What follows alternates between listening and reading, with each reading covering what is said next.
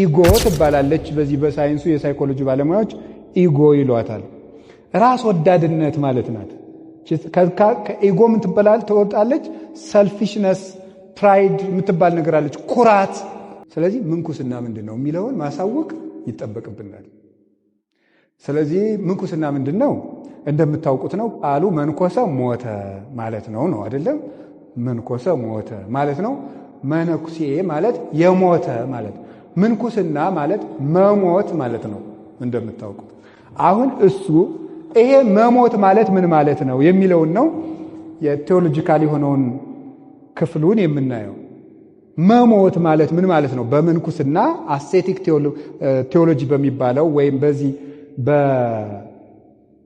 የምናኔ የትምህርተ መለኮት ትምህርት ቢታይ ምንድነው መሞት ማለት? በምንኩስና መሞት ማለት እንግዲህ ሞተ ተለየ ማለት ነው። እንደምታውቁት ሞት ማለት ተለየ ነው። ሞተ ማለት የግዕዝ ቃል ነው። ተለየ ማለት ነው። መሞት ማለት መለየት ማለት ነው። መሞት ማለት መለየት ማለት ነው። የመጀመሪያው አንድ ሰው የሚሞተው ከምንድን ነው ሲባል ከራሱ መሞት አለበት። አንድ ሰው መነኩሴ ለመባል ከራሱ መሞት አለበት። ከራሱ እንዲህ ብሎ ጌታ እንደነገረን በቅዱስ ማርቆስ ወንጌል ምዕራፍ 8 ላይ ሲነግረን ምንድን ነው ያለ?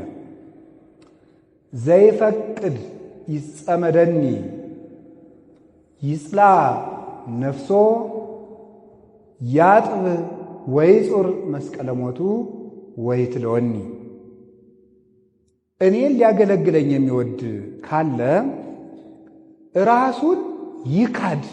ይችናት የምንኩስና ፋውንዴሽን የምትባለው መሰረቷ እዚች ላይ ናት። መሰረት የሌለው ቤት ጣራው ሊቆም አይችልም። የምንኩስና መቆሚያዋ እዚች ላይ ናት። እኔን ሊያገለግለኝ የሚወድ ሰው ካለ ራሱን ይካድ። እኔነት ኢጎ ትባላለች። በዚህ በሳይንሱ የሳይኮሎጂ ባለሙያዎች ኢጎ ይሏታል።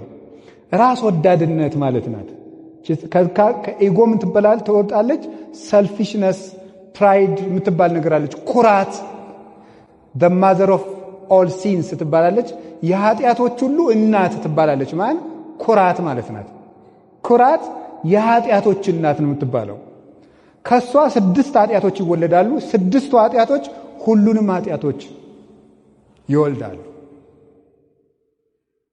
እነዚህ 7 ኃጢአቶች የሚባሉት ኩራት፣ ስስት፣ ሆዳምነት፣ ቅናት፣ ቁጣ፣ ስንፍና፣ ሰነፍ መሆን። እነዚህን ሁላ የምትወልዳቸው ግን ማናት? ወይዘሮ ማናት? ኩራት ናት ማለት ነው። ትዕቢት። እሷ ለሁሉም ነገር ነው አሳልፋ የምትሰጠው። ኩራት ትህትናን ትሰብራለች። ኩራት ደቀ መዝሙርነትን ትሰብራለች። ኩራት ንስሐ መግባትን ትሰብራለች። ኩራት ጥንቃቄን ታበላሻለች። አባ ይጠንቀቁ። እኔ አባ ጀማሪው ይጠንቀቅ እንጂ እኔ እንዴ ለራሳችሁ አስቡ። እኛ እኮ በዚህ ገዳም 40 ዓመት ለፍተንበታል እንዲሉ ታደርጋለች። ኩራት ናት እንዲህ የምታደርገው። ስለዚህ ሰው ከኔነት መውጣት አለበት። ከራሱ ቅርፊት ነው መላቀቅ ያለበት። እና አንድ ሊቅ ድንግል ማርያምን ሲለምናት ምንድነው ያለ? አምላክን የወለድሽ እመቤታችን ድንግል ማርያም ሆይ እባክሽን እኔን ለራሴ አትተይው ብሏት ነበር። እኔን ለራሴ አትተይው፣ እኔን የማጠፋው እኔው ነኝ ብሎ ተናግሮ ነበር። ለሌላ ጠላት አትስጪ ሳይሆን ያላት እባክሽ ለኔ አትተይኝ ብሎ ነበር ያለ። የቤተ ክርስቲያን ሽልማት የሆነው ቅዱስ ዮሐንስ አፈወርቅም ሲናገር ሰው ራሱን ካልጎዳ በቀር ማንም የሚጎዳው የለም። የሰው ልጅ ራሱን የሚጎዳውን ያህል ሰይጣን እንኳን ሊጎዳው አይችልም ብሎ ተናግሯል። ሰው ራሱን እንኳን የሚጎዳውን ያህል ሰይጣን ራሱ አይጎዳውም። ስለዚህ ከኔነት ነው ኃጢአት ሁሉ የሚመጣው ማለት ነው። ራስን መንከባከብ፣ ለራስ ክብር መጨነቅ፣ ለራስ ቦታ መጨነቅ፣ ለራስ ስም መጨነቅ፣ ለራስ ክፍል መጨነቅ፣ ድርሻ መጨነቅ፣ ለራስ ጉልበት መጨነቅ፣ ለራስ ዘር መጨነቅ፣ ለራስ ባክግራውንድ መጨነቅ። ይህ ሁሉ የሚመጣው ከምንድነው? እኔን ስሙኝ ማለት አለመደማመጥ። እንዲህ ያለው ነገር ሁሉ የሚመጣው ከምንድነው? ከራስ ወዳድነት ነው። ራስ ወዳድነት የሚወልዳት ማን ነው?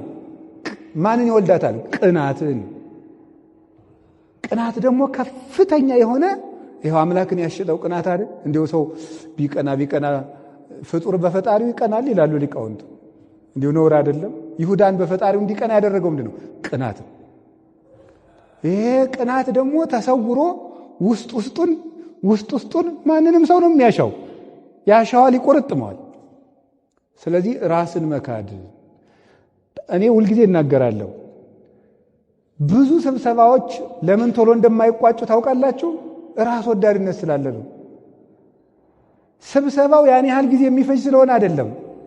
ራስ ወዳድነት ስላለ ሁሉም እኔን ስሙኝ ሲል ለእውነት በመጣር ሳይሆን የራስን ሐሳብ በሰው ላይ ለመጫን በሚደረገው ጥረት ወይም ነገሩ ጠቃሚ ከሆነ ግድኔ ካላልኩት ምን አገባኝ ማለትን ትቶ የኔን ሐሳብ እነማን ተቀበሉት እነማን ጣሉት በሚል ምክንያት አንድ ቀን የሚያልቀው ስብሰባ 7 ቀን ይሆናል። ስንነታረክ ማለት ነው። ገዳማትን የሚያምሳቸው ማን ነው? እኔነት አይደለም። እሱ አድጎ ነው የትምም የጠብጠው። ስለዚህ የእግዚአብሔር ቤተሰቦች ራስህን ካድ ልጄ። ልመነኩስ ነው ሲል አንድ ሰው ልጄ ሲሰድቡ ዝም ትላለህ?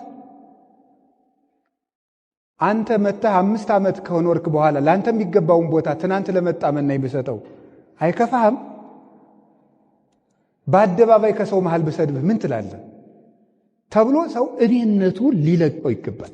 ጌታ እኮ ከሐዋርያት ያስለቀቀላቸው ይሄን ነበር፣ እኔነትን። ቅዱሳን ሐዋርያትንም እኮ የቆረጠበ ነገር ነው ይሄ። በውስጥ የተደበቀ ክፉ ትል ነው ይሄ እኔነት። ሰው መሃል ይሰድባቸዋል። ትችት እንዲለምዱ ምን ይላቸዋል? ጴጥሮስን አንተ ሰይጣን ይለዋል። ሌሎችን ደግሞ እናንተ እምነት የጎደላችሁ ይላቸዋል። ከዕለታት በአንድ ቀን ምንድን ነው ያደረገው? ቅዱሳን ሐዋርያት በውስጥ አደረጉና እንዲያው ግን በመንግሥተ ሰማያት ግን ታላቁ ማን ነው አሉት። ይህ የክብር ውድድር ነው። ውስጡ ቅናት ነው። ጴጥሮስ ሲሆን ዮሐንስ ሲሆን ቁርጣችን ይንገረን ነው ነገሩ። ማንን ነው እሱ የሚያቀርበው ነው ጥያቄው። ይሄ በገዳማትም ይኖራል። ኧረ ሞልቷል።